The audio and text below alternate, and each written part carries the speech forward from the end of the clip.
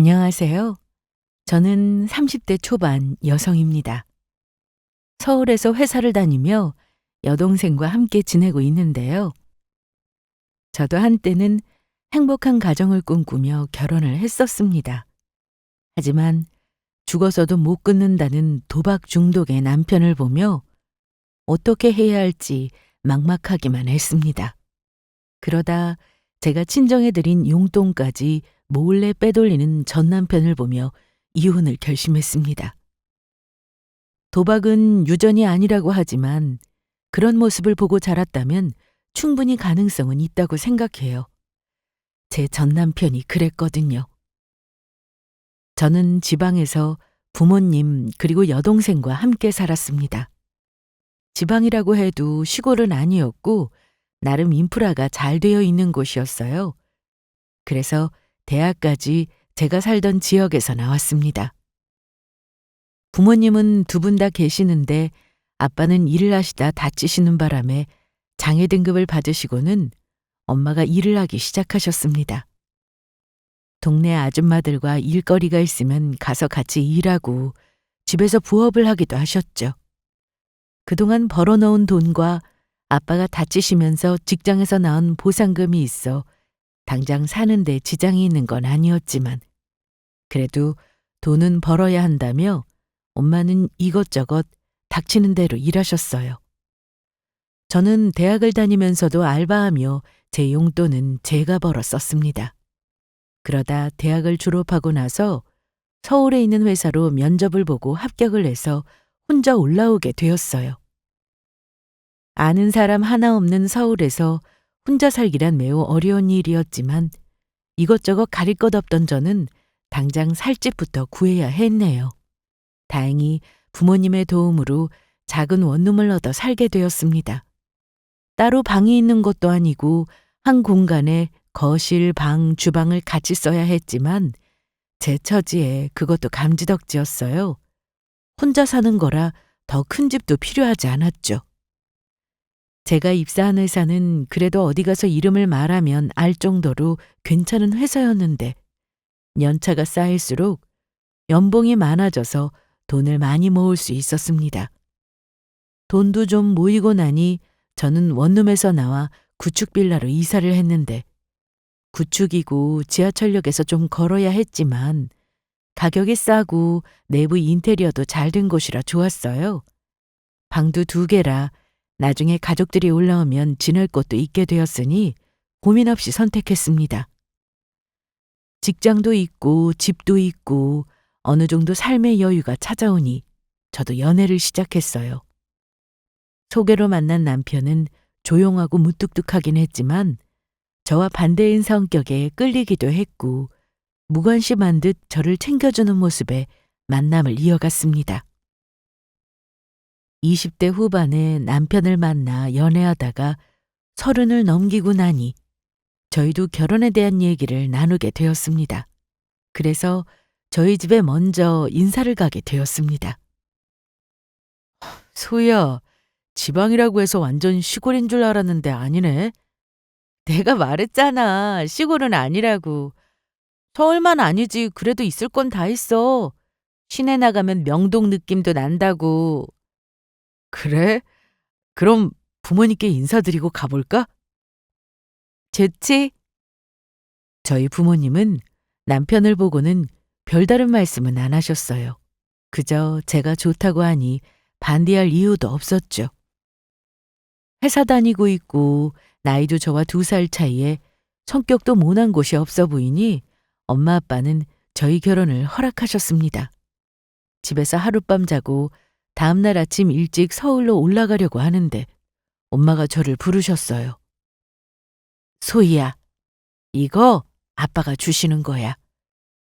이게 뭐야? 내 이름으로 통장 만들었었어? 그래, 큰 돈은 아닌데 결혼 준비하면서 보탰어. 됐어. 이게 무슨 돈인지 내가 몰라? 아빠 다치고 보상금 받은 거잖아. 엄마가 번 돈도 들어가 있어. 그런 거 신경 쓰지 말고 넣어둬. 엄마, 나 일하면서 돈 모아둔 거 있고 최대한 돈 아끼고 결혼 준비할 거니까 너무 신경 안 써도 돼. 그래도 받으라니까. 여태 뭐 하나 제대로 해준 거 없어서 그래. 아니야. 나 이 돈 못 받아. 저는 그렇게 엄마가 주시는 돈을 겨우 거절하고 서울 올라왔습니다. 그리고 며칠 뒤 시댁으로 인사를 갔습니다. 남편이 평소 말이 없는 성격이라 어머님에 대한 얘기도 많이 해주지 않아서 긴장을 잔뜩 한 채로 갔는데 괜한 걱정이었습니다. 아버님은 예전에 돌아가셔서 안 계셨고 어머님만 혼자 계셨어요. 그리고 남편에게는 누나도 한 명 있었지만 제가 인사를 드리러 간 날에는 만날 수 없었습니다. 이름이 소희라고 했지? 네, 김소희입니다. 아들이 집에 와서 말을 많이 하는 스타일이 아니다 보니까 여자친구가 있는 줄도 몰랐어. 정말요? 한 번도 얘기를 안 했어요? 그래서 갑자기 결혼할 여자 데리고 온다고 하니까 깜짝 놀랐지. 그러셨구나. 내가 우리 준영이한테 얘기했지만 결혼 준비는 둘이 알아서 하는 걸로 하자. 준영이가 먼저 그러겠다고 했고. 네, 그렇게 할게요. 어머님은 저에게 별 관심이 없어 보였습니다. 아들이 좋다고 데리고 온 여자니까 허락한다고 하시며 둘이 알아서 결혼 준비도 잘해보라고만 하실 뿐이었죠. 너무 간섭하는 것도 싫었지만 무관심한 정도가 너무 심하게 느껴져서 약간 서운한 마음도 들었습니다. 집으로 가는 길에 남편에게 물어봤는데 가족들 성격이 다 그렇다고 했습니다. 우리 엄마가 좀 그렇지. 원래 성격이 그러신 거야? 아니면 나한테만 그러신 거야? 원래 그러셔. 나랑 누나한테도 그랬어.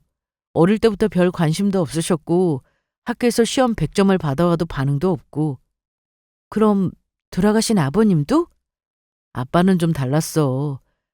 엄마하고는 성격이 정반대. 그런데 내가 어릴 때 돌아가셔서 엄마랑 지낸 시간이 많다 보니까 나도 엄마랑 많이 닮은 것 같아. 남편 말을 들어보니 이런 성격이 집안 내력 같다는 생각이 들었어요. 그래서 남편도 이렇게 무뚝뚝하구나 싶었죠. 친구들을 보면 결혼할 때 무리해서 새 집도 사고 가구도 좋은 걸로만 사고 그러던데 저는 사실 그럴 형편이 되지 않았습니다. 대출을 받으면야 가능했지만 그렇게 무리해서 결혼 준비를 하고 싶지는 않더라고요. 이건 남편도 저와 생각이 같았고요. 특히 신혼집 때문에 부동산을 여러 곳 다녀봤는데 집을 얻을 동네에 곧 아파트가 들어선다는 얘기를 들었고 시간은 좀 걸리겠지만 그래도 분양받을 생각에 일단은 제가 살던 빌라에서 신혼 살림을 시작하기로 했습니다. 그러면 당장 나갈 돈을 아낄 수 있고 제가 쓰던 살림살이도 그대로 쓰면 되니까 좋겠다 싶었어요. 친구들은 그래도 신혼인데 나중에 후회하지 않겠냐는 말을 많이 했는데 그런 건 신경 쓰지 않았습니다. 저희는 나가는 지출을 줄이고 돈을 더 모을 수 있겠다 싶어서 오히려 잘된 일이라 생각했어요. 식장도 초호화 이런 건 필요하지 않았고 밥맛 있고 교통편 좋은 식장으로 선택했습니다. 시설이나 인테리어가 좀 별로긴 해도 실속을 차리는 게 더 낫겠다 싶었어요. 그리고 상견례 날에도 못 봤던 신우는 결혼식 날 처음 봤습니다. 무슨 사정이 있는 건지는 모르겠지만 신우는 시댁에 자주 찾아가는 것처럼 보이진 않았어요. 남편도 신우에 대한 얘기를 거의 하지 않았고요. 암튼 제가 느낀 건 시댁 식구들의 성격이 무뚝뚝하고 신우까지도 살가운 성격은 아니라는 점이었습니다. 성격이야 뭐 제가 어떻게 할 수 있는 부분이 아니니 그런가 보다 했고 결혼 후 시댁에서 지나친 간섭은 하지 않을 거라 생각했어요. 결혼 준비를 하면서도 시어머님은 뭘 해달라고 하거나 해오라는 말씀도 안 하셨으니까요. 그런데 어머님은 저희가 결혼을 하고 나서도 연락을 정말 안 하셨습니다. 오히려 시댁에 자주 올 필요가 없다는 말씀도 하셨어요. 결혼 후 첫 명절 때 시댁에 갔는데 그동안 잘 지냈어? 네, 어머님, 이거 받으세요. 뭐야? 과일이구나. 밥은 먹고 왔어? 우리 대충 먹었어. 그럼 잠깐 있다가 바로 친정 가. 저희 내일 가려고 했는데, 뭐하러 내일 가? 오늘 가서 며칠 푹 쉬다 오면 되지. 시댁은 종교 때문에 제사나 차례도 지내지 않았는데, 그래도 명절에는 간단히 음식 정도는 할 거라 생각했지만, 그것도 하지 않으셨습니다. 또한 앞으로는 명절이라고 꼭 오지 않아도 된다고 하셨고요. 처음엔 몰랐는데 어머님은 집에 계시는 분이 아니셨습니다. 나가서 친구들도 만나시고 여행도 다니시고 바쁘게 다니셨어요. 명절 연휴에도 원래는 나가려고 했는데 저희가 온다고 하니 약속을 취소한 거라고 하시며 앞으로는 오지 말라고 하셨죠. 그렇게 저희는 명절 당일 시댁에 1시간 정도 있다가 바로 친정으로 향했습니다. 친정으로 가는 길에 남편에게 이것저것 물었는데 남편도 속 시원히 답해주는 건 없었어요. 어머님, 혹시 우리한테 서운한 거 있으신가? 그래도 명절에 오지 말라는 건 좀... 엄마 바빠. 여기저기 다니는 거 좋아하시거든. 우리가 가봤자 뭐 대화를 많이 하는 것도 아니고 모여서 음식을 하는 것도 아니니까 그러시는 거겠지. 그런데 자기 누나는? 몰라. 누나가 알아서 하겠지. 저는 형님과 잘 지내보고 싶었습니다. 너무 관심 없는 시댁 식구들이라 오히려 제가 먼저 다가가서 친해지고 싶다는 생각이 들었어요. 그래도 다행인 건 형님과는 가끔 통화 정도는 하며 지냈습니다. 형님에게는 4살 된 딸이 하나 있었는데 결혼식 날 보고 너무 예뻐서 제가 선물을 보내기도 했습니다. 그러면 형님이 전화 와서는 고맙다고 인사하고 그렇게 가끔 연락하는 정도였네요. 내일 오는 줄 알았는데 벌써 왔어? 시댁은? 다녀왔지. 어머님이 바로 친정 가라고 하셔서 왔어. 그래? 오느라 고생했어. 장서방 운전하느라 힘들었지. 저기 방에 가서 좀 누워. 네, 장모님. 음식은? 지은이랑 다 했지 뭐. 지은이 고생 좀 했네. 고생은 뭐 엄마 아빠가 거의 다 했어. 너도 장서방 옆에 가서 좀 쉬어. 쉬긴 차 안에서 자서 괜찮아. 시댁과 친정 분위기는 하늘과 땅 차이였습니다. 이 정도로 차이가 심했죠. 시댁은 가면 뭘 해야 하나 싶고 어머님도 딱히 저한테 뭘 시키는 게 아니어서 뻘쭘할 때가 많은데 친정에 오면 아무것도 안 해도 너무 좋았죠. 이건 뭐 당연한 얘기겠지만 시댁은 그 정도가 심했어요.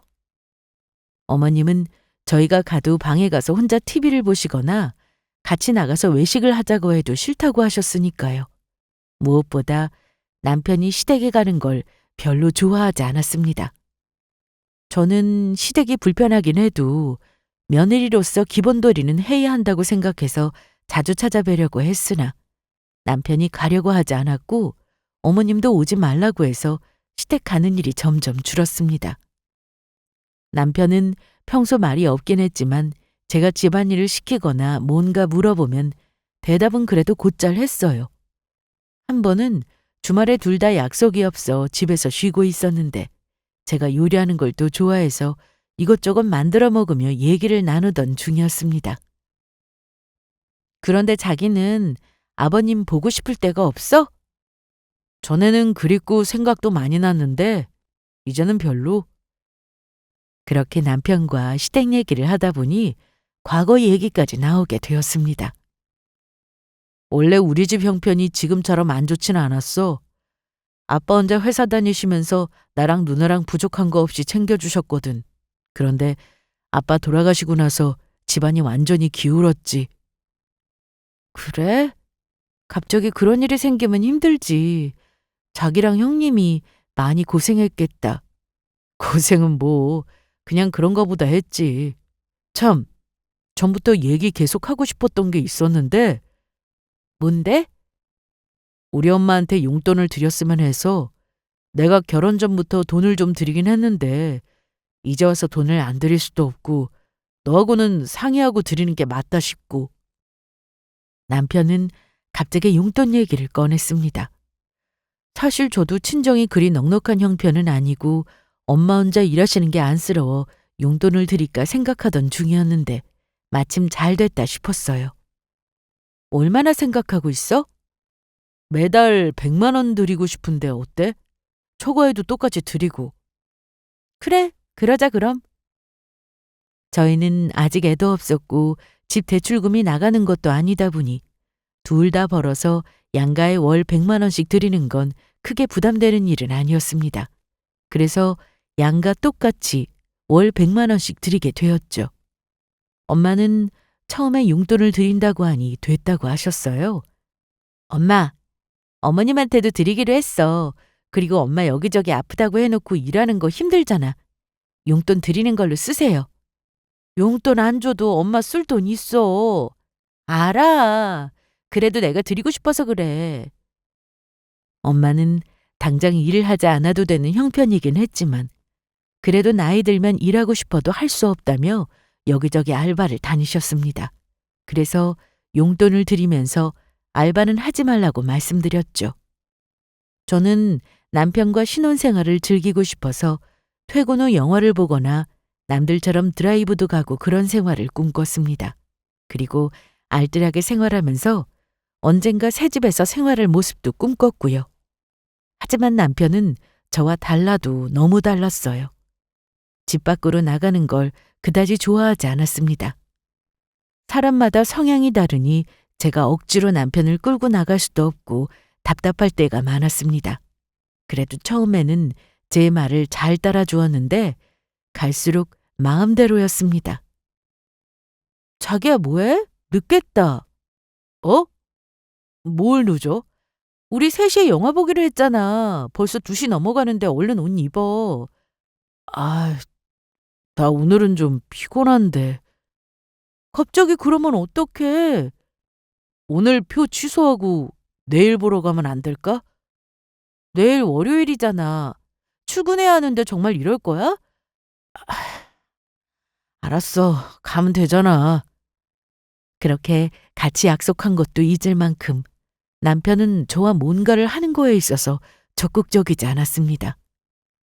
우리 나온 김에 저녁까지 먹고 들어가자. 그래, 그러던가. 스시 어때? 아무거나 먹어.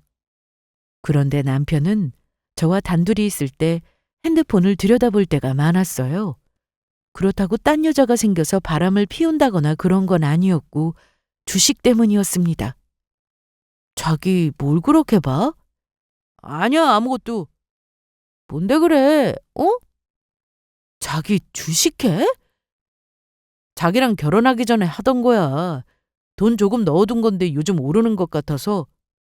그래도 하루 종일 들여다보는 건 너무한 거 아니야? 알았어, 안 볼게. 결혼 전 연애를 할 때는 전혀 몰랐었는데 결혼하고 나서 남편이 주식을 한다는 걸 알게 되었습니다. 저는 주식을 어떻게 하는지도 모르는 사람이지만 요즘 주식을 안 하는 사람은 거의 없을 정도로 다들 많이 하니까 심각하게 생각하지는 않았습니다. 결혼 전 했던 거라고 하니 제가 더 이상 뭐라고 할 수도 없었고요. 다만 같이 있을 때는 핸드폰만 들여다보고 그러지 말라고 했네요. 하지만 남편은 점점 그 정도가 심해졌습니다. 같이 밥을 먹으면서도 대화 없이 늘 핸드폰만 들여다봤고 거실에서 TV를 볼 때도 남편 눈은 항상 핸드폰을 향해 있었죠. 제가 주식 얘기를 꺼낼 때면 짜증부터 내던 남편이라 저희는 싸울 수밖에 없었는데요. 특히나 저는 싸우는 게 너무 싫었기에 잔소리도 할 수 없었어요. 집에서도 이 정도인데 회사 생활은 잘하는지 걱정이 될 정도였습니다. 저러고 누우면 침대 옆에 조명이 있어서 그걸 다 끄고 자는데 저는 이불을 뒤집어 쓰고 자거나 다른 방에 가서 자야 했어요. 아, 여보, 이제 그만하고 자. 먼저 자. 내가 어떻게 잠이 오겠어. 남편은 침대에 누워서도 여전히 핸드폰을 들여다봤고 미국 주식장에 들어가야 한다며 계속 핸드폰을 붙들고 있었습니다. 그러다 보니 바로 옆에 있던 저는 그 불빛 때문에 눈이 부셔서 잘 수가 없었고 주식 등락이 심할 때면 욕까지 하던 남편이라 저도 점점 스트레스가 쌓여갔습니다. 저희는 결혼하고 따로 월급을 합치지 않았습니다. 그래도 서로 어느 정도 버는지는 알고 있었고 무엇보다 남편이 주식에 넣는 돈은 저와 만나기 전부터 있던 돈으로 하는 거라고 하니 제가 터치하기도 좀 그랬어요.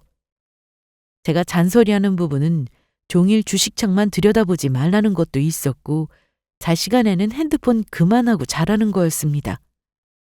너무 답답해서 직장 동료에게 이 사실을 털어놓았는데 동료도 주식을 한다고 하더라고요. 나도 주식하긴 하는데 자기 남편 혹시 단타하는 거 아니야? 단타가 뭐야? 샀다가 조금 오르면 팔고 아니면 떨어진다 싶으면 팔고 하는 거지. 그럼 네 남편처럼 종일 핸드폰 붙들고 살아야 돼? 그럼 너는? 난 장투하지. 장투? 가능성 있어 보이는 회사에 투자해놓고 기다리는 거야.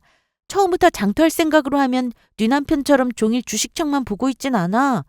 어차피 몇 년 뒤를 보고 투자한 거니까. 직장 동료와 얘기를 나눠보니 남편은 좀 심각했습니다. 주식을 무조건 하지 말라고 하는 게 아니라 생활에 지장을 줄 정도로 하니 더는 안 되겠다 싶더라고요. 그래서 남편에게 얘기하기로 했어요. 나랑 얘기 좀 해. 어? 말해. 음식물 버려줘? 그건 내가 버렸어. 그럼 뭔데? 나랑 얘기할 땐 내 얼굴 좀 볼 수 없어? 자, 됐지? 말해. 당신 주식 말이야. 너 주식 얘기야? 아예 하지 말라는 게 아니라 사놓고 그냥 수익 날 때까지 기다리면 안 돼? 그렇게 집에 와서 새벽까지 핸드폰만 보고 있는 건 좀 아니잖아. 네가 주식에 대해서 뭘 아냐? 그래, 나 주식 같은 거 잘 몰라. 그런데 내가 무조건 하지 말라고 하는 건 아니잖아. 아, 됐어. 주식의 주자도 모르면서 뭘 나서냐? 어? 그러지 말고 소희 너도 주식할래? 우리 같이 하자. 이거 돈 된단 말이야. 주식해서 돈 벌었어? 당연하지. 그런데 난 그 돈 구경 못 해봤네? 아, 야. 까놓고 말해서 결혼 전에 넣어둔 돈으로 돈 번 건데 그걸 달라고 하는 거야? 양심도 없다. 누가 달라고 했어? 돈 딱 쓰면 그만해. 안 돼. 얼마 전에 시작한 건 손실나서 그거 메꾸려면 더 해야 돼. 암튼 내가 알아서 할 거니까 넌 신경 쓰지 마. 남편은 제가 주식을 모른다고 제 말을 무시했습니다. 이 정도면 남편은 주식 중독 수준으로 보였어요. 모든 중독이면 문제가 되는 거잖아요. 주식도 적당히 하면 누가 뭐라고 하나요? 남편은 누가 봐도 심각했습니다. 남편과 결혼한 지 오래된 것도 아닌데 벌써부터 이러니 앞으로 미래가 그려지지 않았습니다. 그리고 제가 생각한 결혼 생활과도 거리가 멀었죠. 결국 시댁에 말씀드릴 생각을 하고는 어머님께 전화를 걸었는데 어머님은 제 전화를 받지 않으셨습니다. 결혼 초 명절 때 시댁을 방문한 이후로 왕래가 거의 없었지만 그래도 가끔 안부 전화는 드렸거든요. 하지만 이제 제 전화도 안 받으시더라고요. 연락도 없이 찾아오는 걸 제일 싫어하시는 분이라 무작정 갈 수도 없고 답답했네요. 그래서 신우한테 말할까 싶었지만 그 정도로 각별한 사이도 아니었기에 선뜻 전화를 걸지 못했습니다. 남편과 저는 점점 대화도 줄고 집에 같이 있으면서도 따로 사는 사람 같았습니다. 무엇보다 제가 가슴 졸이며 살게 되었는데 남편이 점점 예민해져 갔기 때문입니다.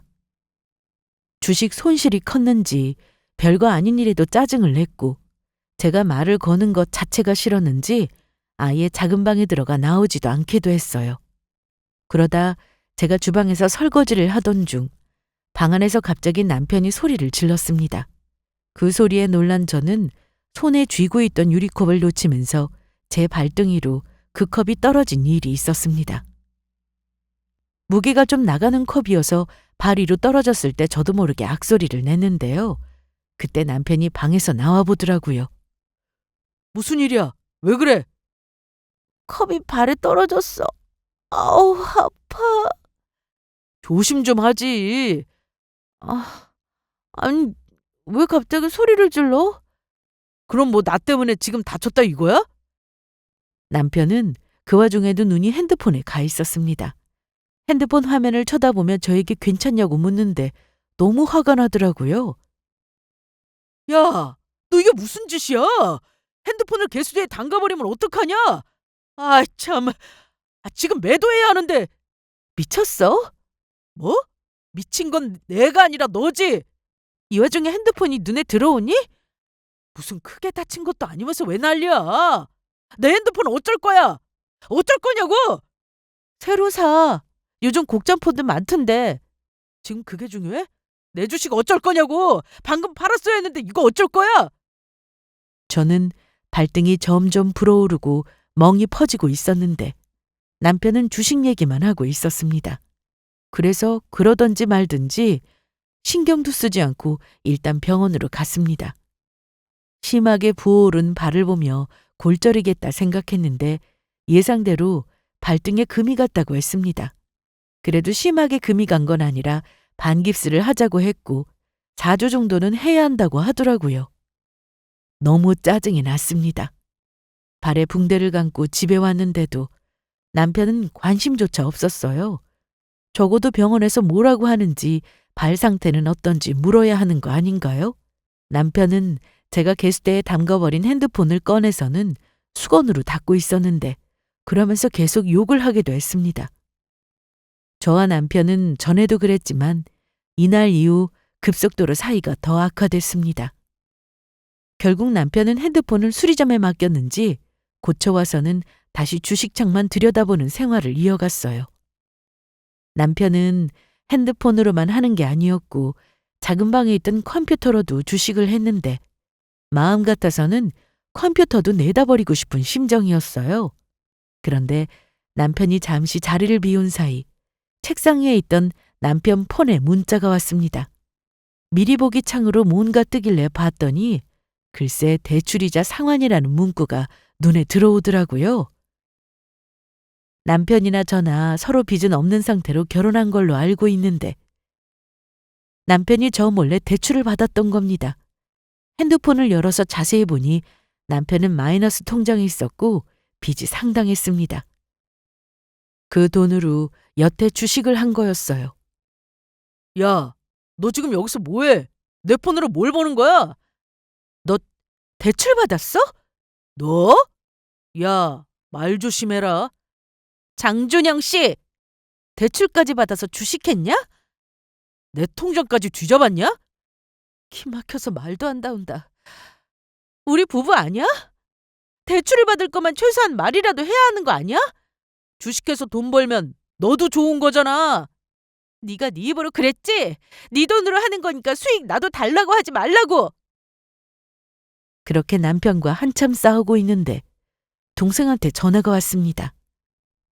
지은아, 내가 지금 전화 받기가 좀... 언니, 엄마 다쳤어. 뭐라고? 다치다니? 엄마 병원에 입원했다고. 어쩌다가?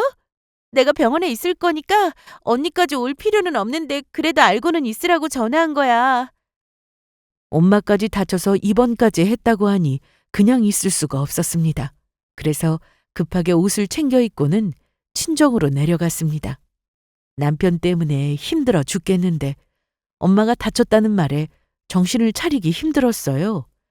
별거 아니길 바라며 엄마가 있는 병원으로 바로 갔는데 지은아, 엄마는? 언니 안 와도 된다니까. 입원할 정도면 크게 다친 거 아니야? 허리 좀 삐끗했어. 엄마 나이가 좀 있어서 병원에서 지켜보자고 해서 입원한 거고. 몇 호실이야? 같이 올라가자. 그렇게 저는 동생과 엄마 병실로 들어갔고 엄마를 만났습니다. 아니, 너 어떻게 알고 왔어? 어휴, 지은이 네가 말했지? 언니도 알아야지.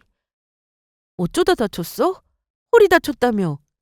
식당 주방에서 일하다가 미끄러졌어. 뭐? 아니, 식당 주방에서 왜 일을 해? 그냥 생활비에 좀 보탤까 싶어서 했지. 내가 용돈 보내줬잖아, 매달. 용돈으로 살면 되지 무슨 알바를 했어. 그랬더니 엄마가 아무 말씀도 안 하셨습니다. 엄마, 쓸 돈이 있으면 나한테 말하지. 100만 원으로는 부족했어? 그게 아니라. 그게 아니면 뭔데? 네 남편이 너한테 얘기 안 하디? 무슨 말? 너희 시어머니 아프시다며. 어? 넌 며느리가 돼서는 그것도 몰랐어? 아무 말씀 없으셨는데? 그런데 그거랑 엄마 용돈이랑 무슨 상관인데? 장서방이 저번에 내려와서는 사돈 몸이 안 좋으시니까 병원비를 내야 한다고 하면서 용돈 다시 달라고 하더라고. 뭐라고? 그런데 왜 나한테 말도 안 했어? 네가 몰랐으면 좋겠다고 하는데 알겠다고 해놓고 너한테 말하란 말이야? 그냥 모른 척 하고 있었지. 다른 일도 아니고 사돈 아프시다는데 어쩔 수 있어? 남편의 행동이 좀 기가 막혔지만 일단 어머님이 아프시다고 하니 남편에게 용돈을 가지고 따지는 일은 미루고 어머님 몸 상태부터 확인해 봐야겠다 싶었습니다.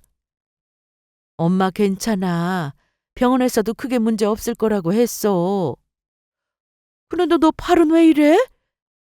그냥 좀 다쳤어. 별거 아니야. 별거 아니긴 깁스한 거 보니까 부러졌어?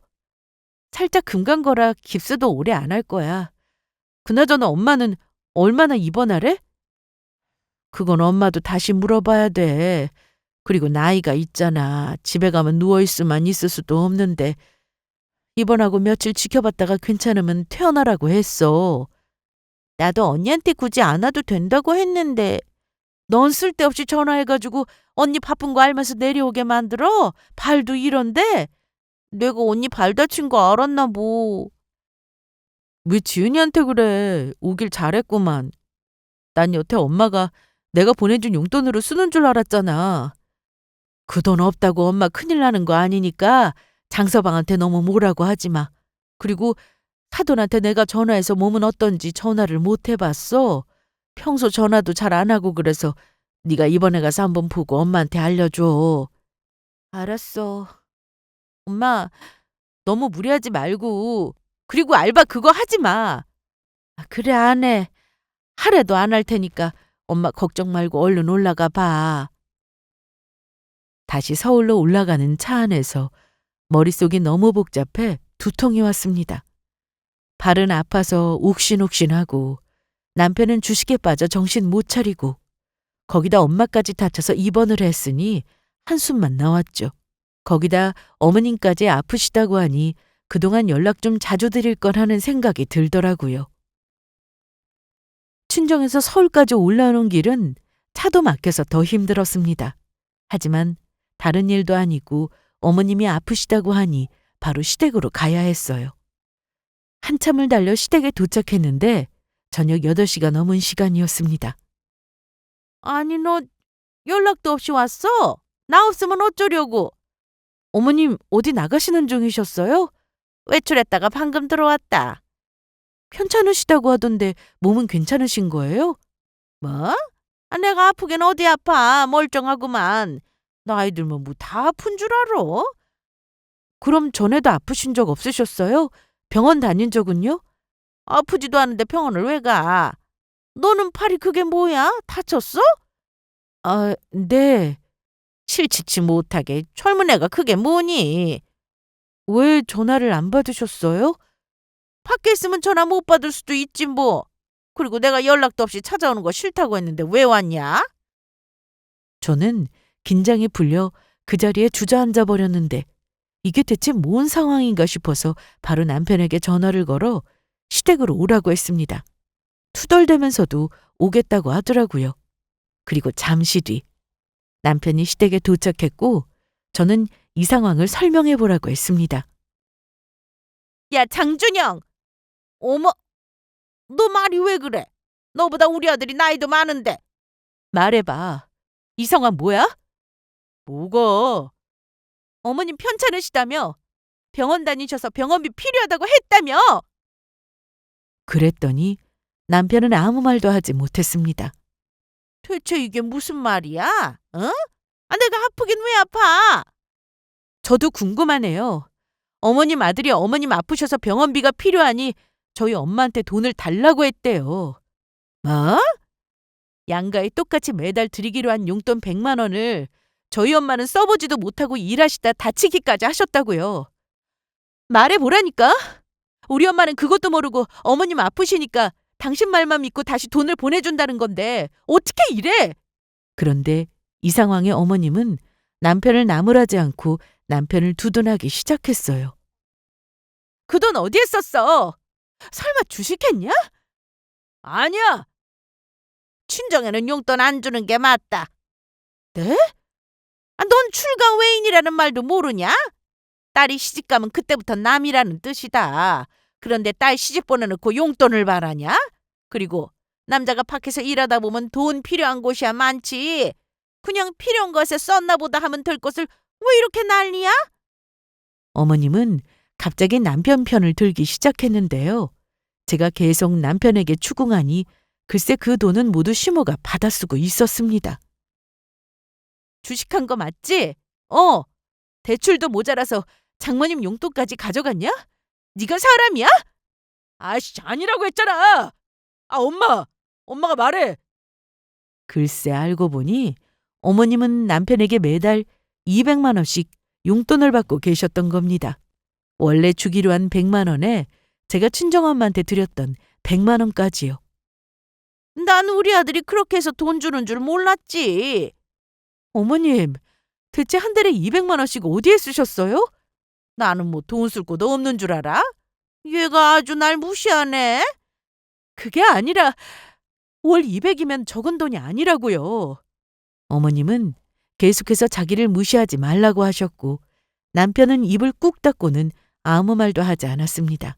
저는 남편의 주식 중독에 계속 같이 살아야 하나 싶었는데 몰래 대출도 받고 심지어 엄마 용돈까지 거짓말하고 시모에게 줬다고 하니 이건 더 고민할 것도 없었습니다. 이혼해. 뭐? 야, 무슨 이런 일로 이혼 얘기를 꺼내? 너 결혼이 장난이냐? 응? 장난 아니죠. 그럼 서로 믿고 살 수 있어야 하는데 결혼한 지 얼마나 됐다고 벌써 저를 속여요? 더군다나 돈 문제는 이렇게 마음대로 하면 안 되는 거 아니에요?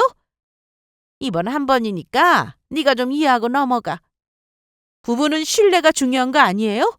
이번에 받아줬다가 나중에 또 저 몰래 무슨 짓 하면 그때 어머님이 책임지실 거예요? 아니 여기가 어디라고 눈을 동그랗게 뜨고 덤비길? 그래 해, 이혼해. 준영아, 너 지금 엄마 가만히 있어봐요. 야 김소희, 네가 원하는 게 이혼이면 하자. 남편은 순순히 제가 이혼하자는 말에 그러자고 했습니다. 그런데 그러는 이유가 다 있더라고요. 이혼하면 재산 분할해야 하는 건 너도 알지? 살던 집도 반으로 나누고 내가 가진 빚도 절반은 네가 갚아야 돼. 뭘 제대로 알아보고 이혼 얘기를 꺼냈어야지. 헛소리 하지 마. 무슨 헛소리? 지금 폰으로 검색해봐. 배우자 빚도 재산 분할해서 해당된다고 바로 나와. 남편 말대로 저는 시댁에서 나와 집으로 가는 도중에 계속 찾아봤는데 정말 빚도 재산 분할에 해당된다고 나오더군요. 기가 막혔습니다. 엄마한테 드린 용돈을 중간에서 가로챈 것도 어이없는데 자기 쾌락 때문에 시작한 주식에 대한 빚도 제가 갚아야 한다니 무슨 법이 이런가 싶었어요. 저는 그날 이후로 법적으로 알아보기 시작했습니다. 유명하다는 변호사도 찾아서 상담을 받았죠. 남편과는 말도 안 하고 지냈는데 남편은 전보다 더 여유로운 모습이었어요. 누가 봐도 자기 말이 맞을 거라 생각한 모양이었죠. 그런데 어느 날 신우에게 전화가 왔습니다. 전화를 받을까 말까 고민하다가 받았는데 올케 잘 지냈어? 네 형님, 어쩐 일로? 저번에 우리 정민이한테 옷 보낸 거 고마워서. 아, 생일이라 그냥 지나가기도 그렇고 해서 옷 한 벌 산 건데 우리 딸이 너무 마음에 드는지 매일 그것만 입어. 그래요? 내가 너무 고마워서 김치 좀 보낼까 싶은데 얼마 전에 새로 담갔거든. 저 형님. 왜? 김치 안 주셔도 돼요. 왜? 김치 많아? 그게 아니라 저 준영 씨랑 이혼하려고 하거든요. 어차피 이혼할 건데 신우가 자주는 아니지만 이런 식으로 연락이 오면 껄끄러우니 그냥 다 말해버렸습니다. 그렇게 얘기하고 전화를 끊었는데 며칠 뒤 신우가 집으로 찾아왔어요. 집 주소도 모르는데 어떻게 찾아왔나 했더니 시모한테 물어봤다고 했습니다. 누나, 어떻게 왔어? 아니, 너희 조용히 잘 사는 줄 알았더니 이혼이라니. 그게 무슨 말이야? 누나가 그걸 어떻게 알았어? 엄마하고 통화했어. 대체 넌 무슨 잘못을 했길래 소희가 이혼을 한다고 하는 거야? 누나까지 왜 이래? 잘 모르면 가만히나 있어. 도박했어요. 뭐? 준영이가 도박했다고? 너 그거 사실이야? 아니야, 도박이라니. 야, 너 왜 거짓말해? 형님, 주식도 도박 아니에요? 매일 핸드폰만 보고 심지어 저 몰래 대출까지 받아서 주식하는데 그 정도면 도박이죠. 야, 말은 바로 해라. 주식이 어떻게 도박이야? 그럼 전 국민 다 도박한다는 말이야? 정도껏 해야지. 너는 치료 대상이야. 이게 정말. 그리고 내 돈으로 한 건데 뭔 상관이야? 그래, 네 말대로 네 돈으로 도박한 거니까 나랑 상관없는 일이지. 그런데 왜 내가 엄마한테 드린 돈은 나 몰래 어머님한테 드렸어? 입장 바꿔봐. 너 같으면 그런 상황 이해되겠어? 그런데 그때 신우가 이런 말을 했습니다. 야, 장준영, 엄마한테 돈 줬어? 안 주기로 했잖아. 그럼 어떡해? 엄마도 쓸 돈이 있어야 하는데. 용돈을 대체 얼마나 드렸는데? 200만 원이요. 참나, 너 엄마가 돈 생기면 어디에 쓰는지 잘 알면서. 그게 무슨 말이에요? 아, 누나 좀! 신우는 가슴을 치며 왜 그랬냐고 남편에게 뭐라고 했는데 시모의 과거 이야기를 들을 수 있었습니다. 시모는 젊은 시절 고스톱에 빠져서 자식들도 돌보지 않고 밖으로 나돌았다고 했어요. 그래서 형님이 남편을 챙기며 살았다고 했죠. 아버님은 어머님하고 이혼도 못하고 쭉 살았는데 어느 날 시모가 재산을 홀라당 날려먹으니 화병으로 돌아가셨다고 하더라고요. 그 이후로 형님은 시댁에서 빨리 벗어나고 싶어 결혼도 빨리 해버렸고 시댁과는 그렇게 연을 끊은 거라고 했습니다. 그제야 왜 그렇게 형님이 시댁에 오지도 않고 연락도 안 하고 사는지 알게 됐죠. 그래도 난 엄마 불쌍해. 나이 들어서 돈 한 푼 없어 봐. 엄마 일하는 거 몰라? 그거 얼마나 된다고? 엄마 혼자 쓸 돈은 충분해. 엄마한테 돈 많이 줘봤자 도박하는 데 쓰는 거 알면서. 넌 하필 배울 게 따로 있지. 엄마가 도박해서 집까지 날린 거 알면서 너까지 이래? 그냥 재미로 조금 한 거야, 재미로. 재미? 빚까지 내서 하는 게 재미로 한 거니? 야, 너 정말. 우리는 그렇게 안 살기를 약속했으면서. 신우는 남편의 옷을 잡아 흔들며 때리고 난리도 아니었습니다. 저는 일부러 말리지 않았어요. 신우가 아무리 때려도 남편은 정신 못 차릴 게 뻔했거든요. 그리고 얼마 뒤 신우 말대로 어머님이 도박하느라 돈이 더 필요했다는 사실도 알게 되었습니다. 어머님은 동네에 아는 사람만 안다는 불법 도박 하우스에서 고스톱을 치러 다니고 있었죠. 신우는 그곳이 어딘지 잘 알고 있었어요. 시모가 한 달에 100만 원은 부족하다며 남편에게 계속 더 달라고 한 모양인데 월급으로는 주식을 해야 하니 제가 엄마한테 드린 용돈에 손을 댄 겁니다. 그리고 그렇게 큰 소리치던 남편은 결국 제 앞에서 꼬리를 내렸는데 제가 법적으로 알아보니 남편의 빚은 제가 갚을 이유가 없다는 사실을 확인하게 되었습니다. 이거 봐. 여기 나와 있지? 우리 결혼한 지 오래되지도 않았고 거기다 우리 사는 집은 내가 너 만나기 전에 마련한 집이라서 네 지분은 하나도 없어. 빚은 아닐걸? 웃기지 마. 그 빚도 나 몰래 너 혼자 받은 거고 그 돈으로 생활비를 보탠 것도 아닌데 내가 대체 왜 갚아? 너 우리 결혼하고 관리비 한 번 낸 적 있냐? 집도 내 집이고 가전이나 가구도 내가 쓰던 거 그대로 쓰고 살았으면서 어디 재산 분할을 요구해? 야, 그래도 너랑 결혼하고 나서 대출 받은 거야. 그 전에 주식할 때는 대출 없었다고. 내가 원해서 당신이 주식했어? 어? 그러니까 공동채무로 보면 안 되는 거라고. 남편은 재산은 못 받더라도 채무에 대해서는 저와 나누게 될 거라 생각했었는데 그마저도 아니라고 하니 그제야 용서를 빌었습니다. 심지어 찾아오는 거 싫다고 하셨던 어머님도 집에 찾아와 저한테 한 번만 넘어가 달라고 말씀을 하셨죠. 우리 아들이 바람을 피웠냐? 응? 돈이라는 게 있다가도 없는 거고 없다가도 있는 건데 또 벌면 되는 거 아니냐? 어머님 말씀대로 돈은 벌면 그만이에요. 그런데 이렇게 저를 속인 사람하고 어떻게 살아요? 저기 내가 돈 안 받으마. 용돈 안 줘도 된다. 우리 아들하고 다시 차려볼 수는 없겠어? 싫어요. 어머님 말씀도 못 믿겠고요. 그래놓고 나중에 돈 필요하다고 달라고 하실 거 아니에요? 뭐야? 도박은 죽어서야 끊을 수 있다는 말이 왜 나오는데요? 어머님 이렇게 찾아오는 거 불편하고 싫으니까 더는 오지 마세요. 엄마가 돈 더 달라고 하지 않았어도 이런 일은 없잖아. 너 이게 나 때문이라는 거야? 그럼 누구 때문인데? 네가 주식해서 그런 거 아니냐? 그놈의 주식 그걸 왜 해가지고 그러는 엄마는 고스톱 그거 왜 치는데? 어머님과 남편이 서로 대화하는 걸 듣고 있자니 헛웃음이 나왔습니다. 대화하는 수준이 유치한 건 물론이고 서로 탓하는 모습이 모자가 맞나 싶었죠.